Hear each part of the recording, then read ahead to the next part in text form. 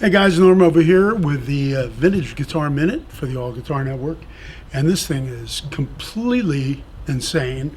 This is a 58 Strat, this beautiful tweed case, one of the cleanest of all time. And take a look at this. 3-tone sunburst, single ply guard, maple neck, one-piece maple neck, a little weather checking, but very little. This is a guitar that has hardly seen the light of day. Look at how clean the tuners are.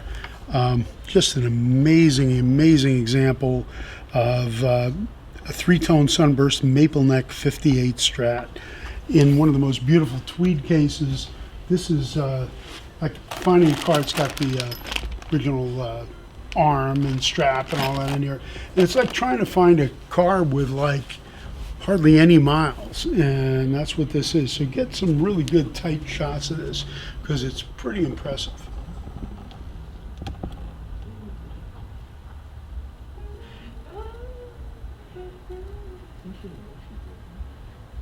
And this is not a reissue or anything like that. This is the real deal. It's a hardly played old guitar right here at Norm's and the All Guitar Network.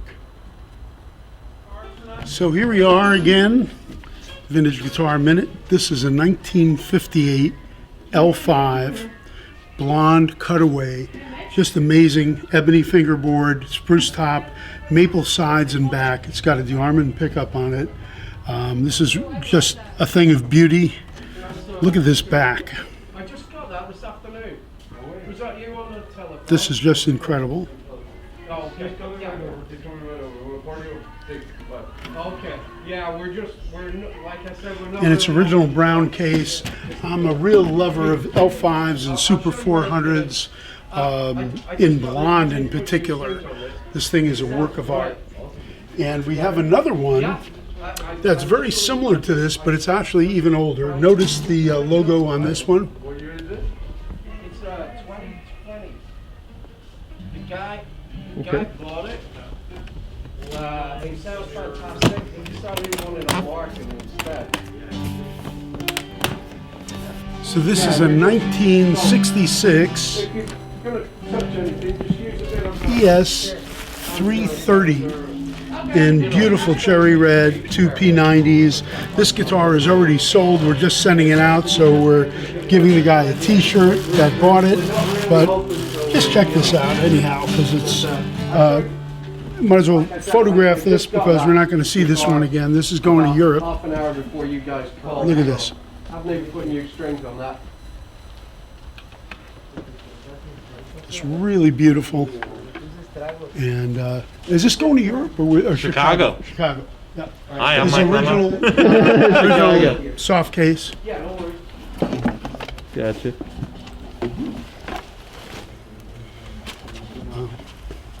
That's a beauty. Documentary now. So this guitar, or this bass guitar, is a 63 jazz bass. This is another one of these things that's a time warp. This thing is hardly ever played. This was in my warehouse. Has original hang tags and strap and cord. And take a look at this. I mean, it's hardly ever played. 3-tone sunburst.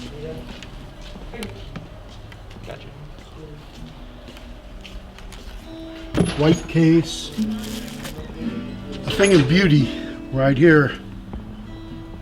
You gotta love that. So this guitar here, this is a lap steel. It's a deco leaf lap steel, like one of the earliest from the 30s. Just an amazingly beautiful steel. This I had in my warehouse.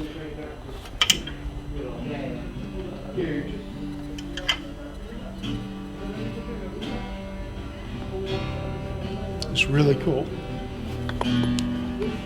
Yeah. So this guitar here is a blonde Epiphone Emperor Cutaway, and this thing is absolutely gorgeous. It's a 1951, just as pretty as it gets. Love those tuners. The flame on the back of the neck. Frequencator tailpiece. This is one of the most beautiful ones I've ever seen of this model.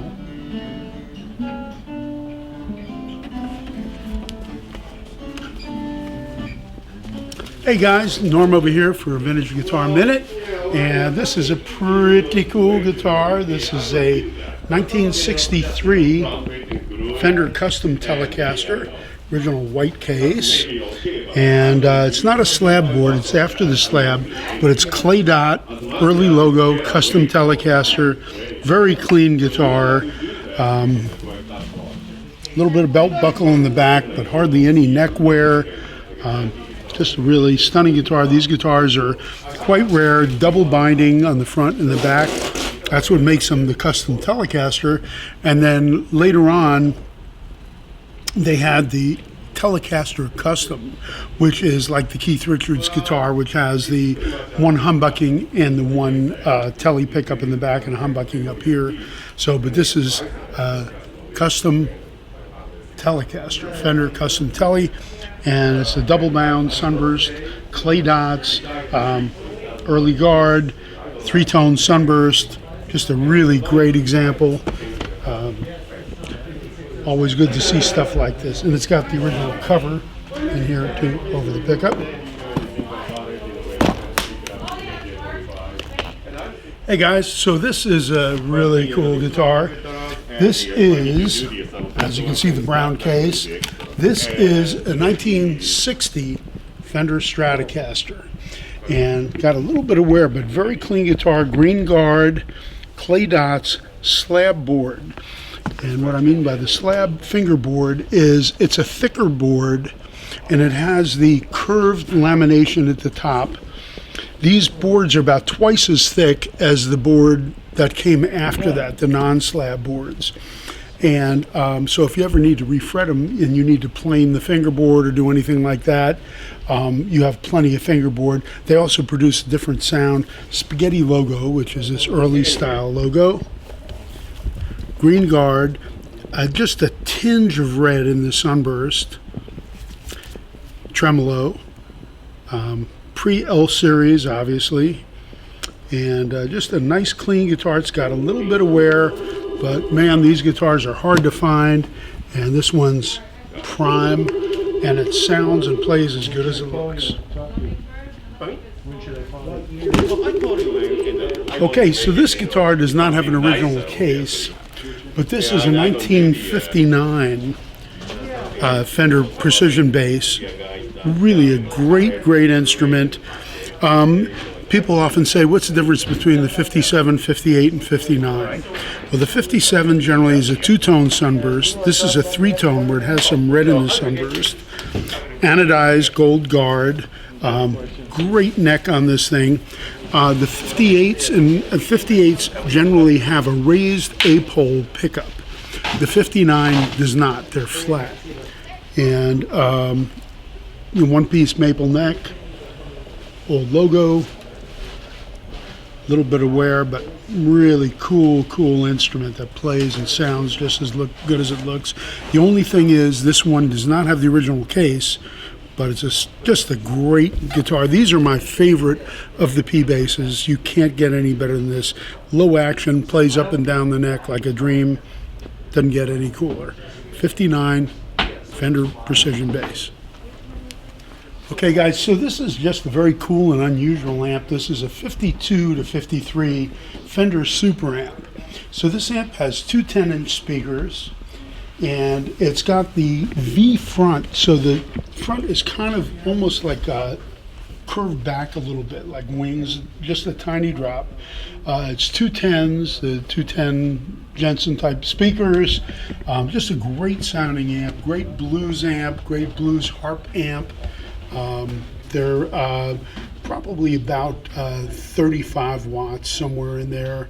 And again, it's 210s. Eventually, these became the 410 Concert and then Super Reverb.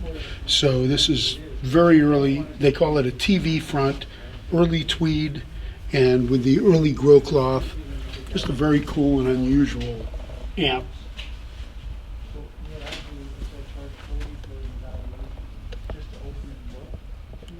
Hey guys, so this is something that I get weak for that I think is just such a pretty guitar, and they'll never be able to make stuff like this again.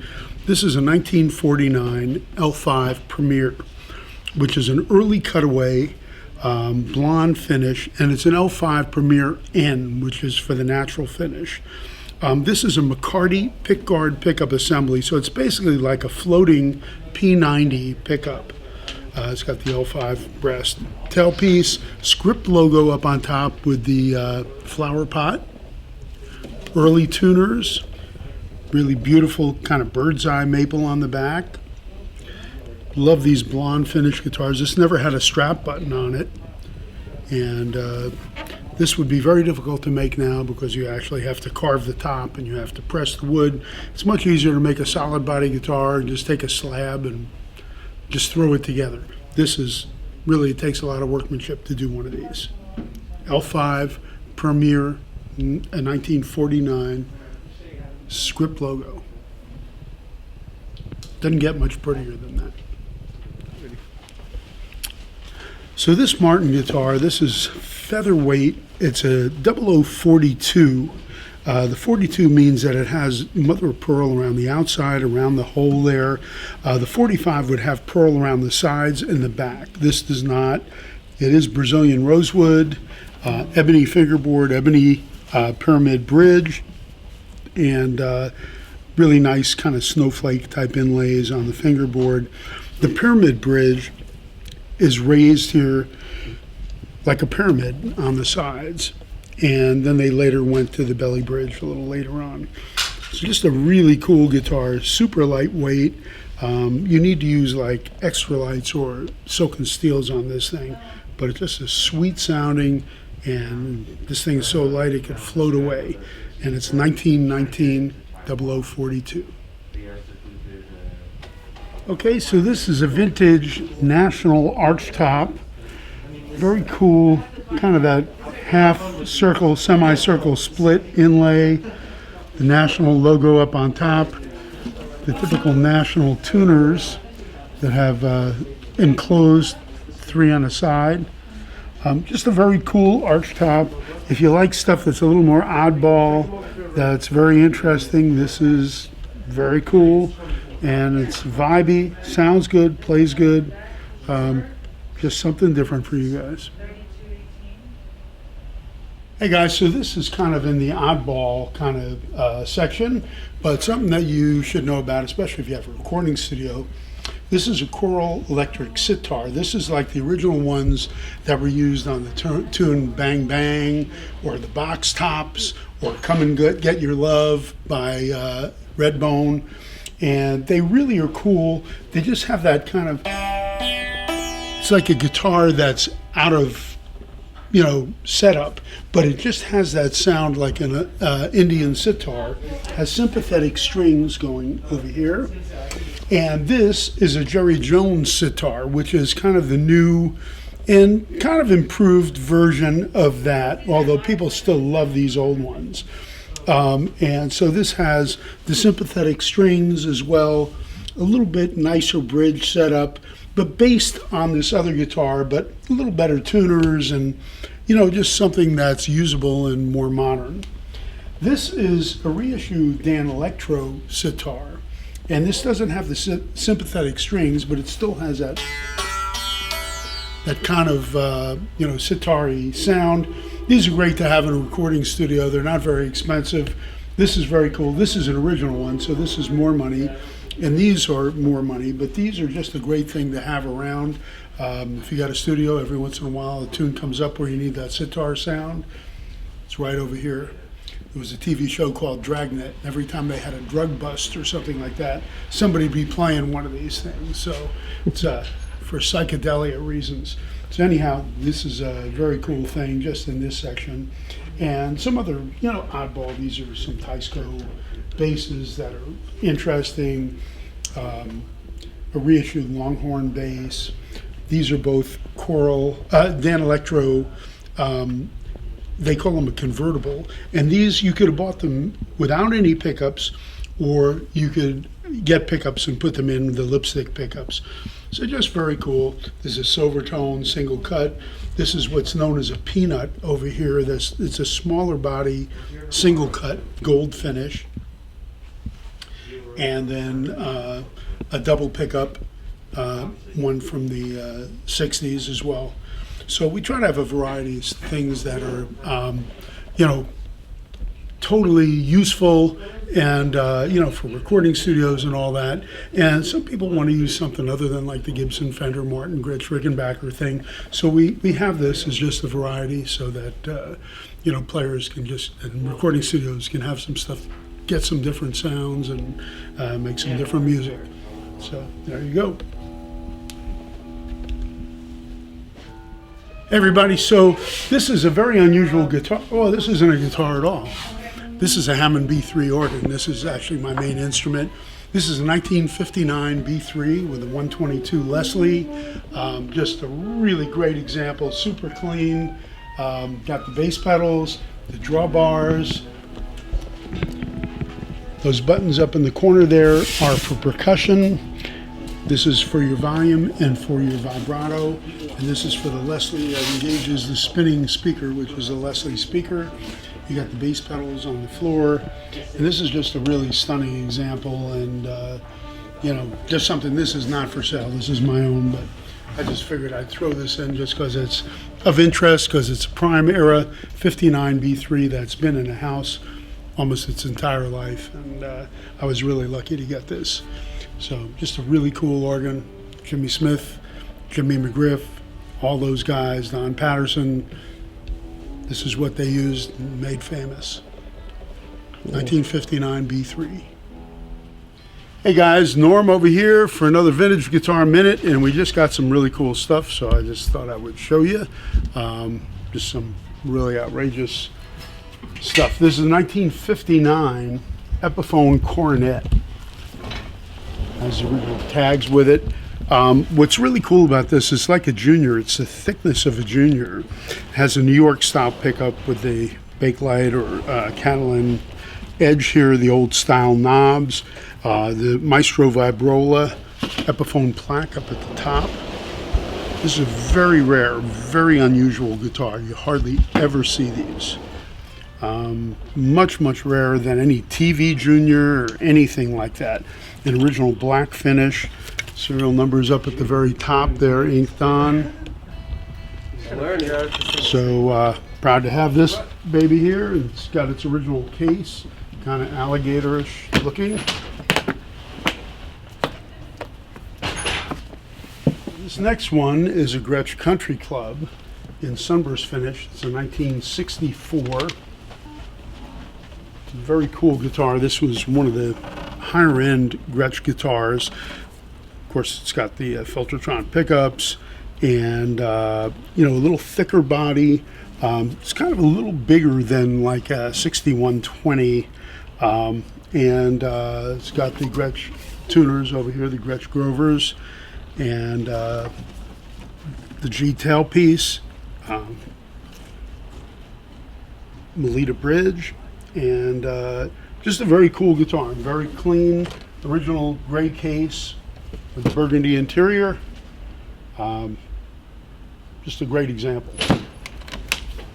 So this next guitar is a very, very early Silvertone. This is one of the most primitive ones. It's got like the lipstick looking pickup, but it's not the metal lipstick. And it's kind of got this, you know, it's contact paper that they used on these. They were inexpensive guitars, but this thing is so cool and so historical, and it sounds and plays great. Now check this out. The neck construction is way different than what the other later ones are, how they constructed the neck with the centerpiece. There's a little bang over here, but check it out with the raised piece over here. Just a very unusual, even these dowels over here, just a very unusual little guitar, and one of the most historic of the Silvertones that we've ever had.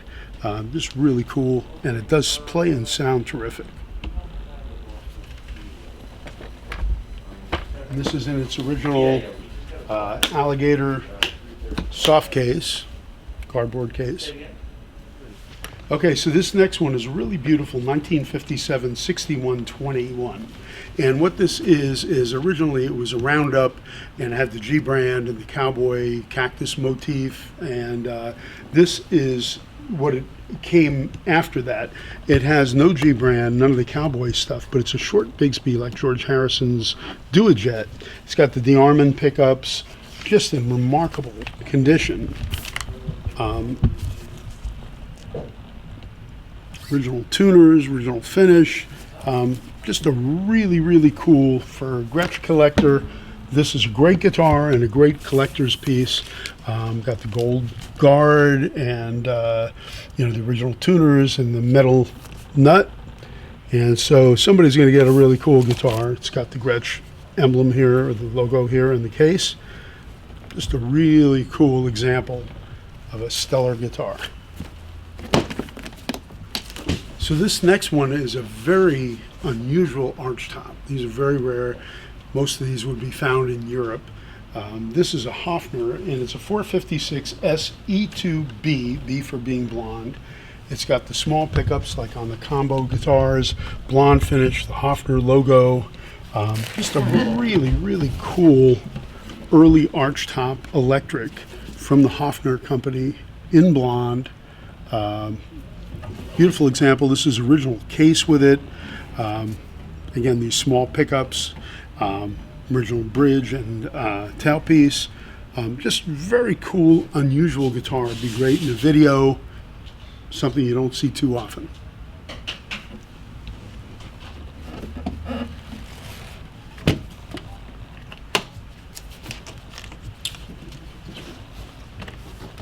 Okay, this next guitar is an anomaly. It's one of the craziest things ever. Okay, this is a 1964 ES345. Gold parts. It's got the Maestro Vibrola, ABR1, custom-made plaque. But what's really unusual about this, it's in a walnut finish. This predates the walnut finishes, which I believe came out in '68. So this is probably the first walnut ES ever made. And you know, it's got the gold tuners, just in beautiful shape. Got a few little marks, but very clean, and doesn't get too much nicer than this. And again, this probably is the first walnut ES ever made. That would be my guess, because it predates most of the walnuts by about 4 years. Almost looks black, it's so dark. Really cool. Wide neck, all the stuff that you would want. Original case.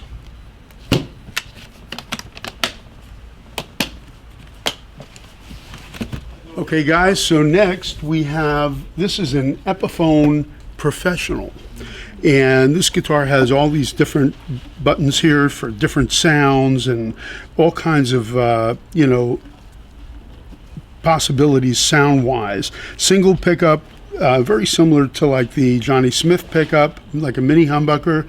It's got the cool neck. I mean, it's the neck like of a 63, 64, 335. Of course, this is Gibson made. Very beautiful condition. Cherry red finish. And these came with an amplifier, the Professional amp, that kind of works in tandem with this. And it's very cool setup. Just one of the oddball things that they did back in the day, and you know, I'm proud to have this thing. And it's in its original gray case.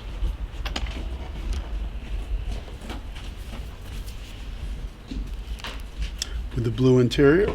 So this next guitar is of major importance, this piece. It's got its original fitted case.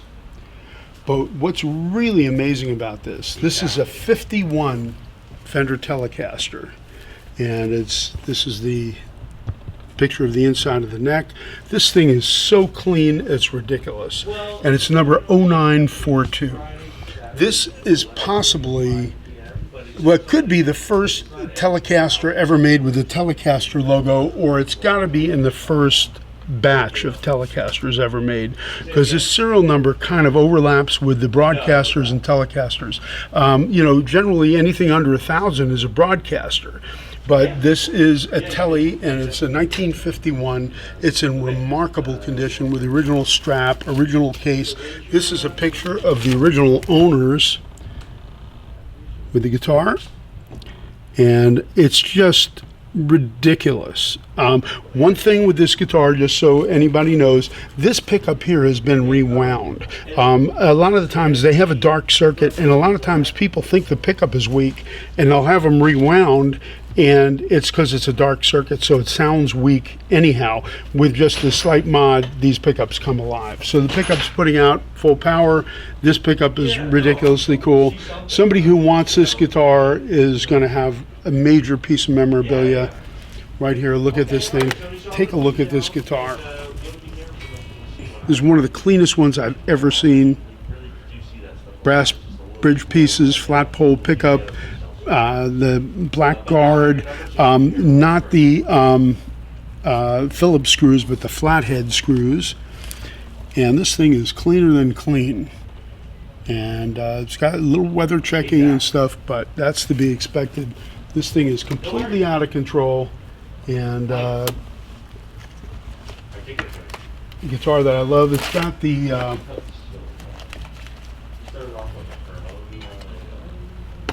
original cover plate with the solder in here. That's what they had on these really early Fenders with black guards.